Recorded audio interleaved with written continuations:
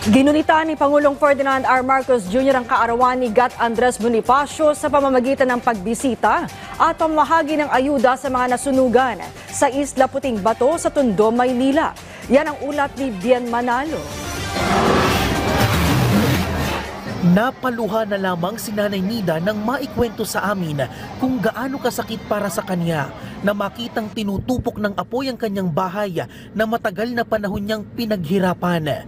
Isa kasi ang kanilang bahay sa mga naabo sa sunog na sumiklab sa Isla Puting Bato sa Tondo, Manila noong nakaraang linggo. Sa ngayon ay sa kanyang maliit na tindahan sa Luneta, pansamantalang nanunuluyan si Nanay Nida kasama ang kanyang mga anak. Wala talaga eh. Walang napulot. Kaya eto kami ngayon, nag-aantay na lang kami kung kailan kami makakatanggap ng tulong. Kasabay ng ika-161 komemorasyon ng Bonifacio Day ngayong araw, pinangunahan ni Pangulong Ferdinand R. Marcos Jr. ang pamamahagi ng ayuda sa mga biktima ng sunog.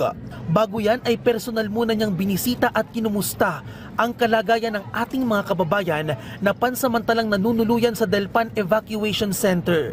Umabot sa 21 million pesos na financial assistance ang naipamahagi.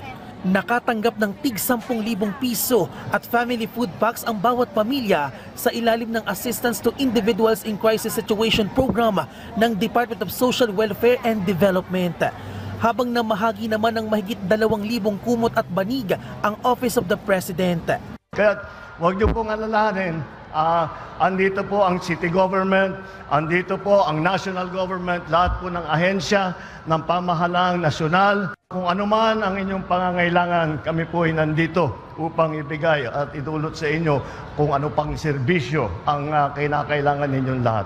Sa tala ng Manila City Public Information Office, mahigit 2,000 pamilya o katumbas ng halos 7,000 individual ang nawalan ng tirahan dahil sa sunog. Nagtalaga na rin ang lokal na pamahalaan ng Maynila ng disaster responders at mga social worker para umagapay sa mga evacuee. Nagpapasalamat po ako kay Pangulong BBM sa natatanggap po namin ngayon. Dahil po ito kahit na malaking tulong na po ito sa amin. Nagpapasalamat po kami sa lahat ng tumutulong sa amin, sa buong lahat ng ahensya ng buong gobyerno. Lalong-lalo na po sa amin, Presidente na si Bongbong Marcos.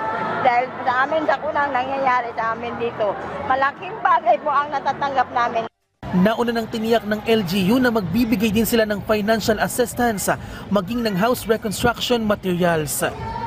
Bien Manalo para sa Pambansang TV sa Bagong Pilipinas.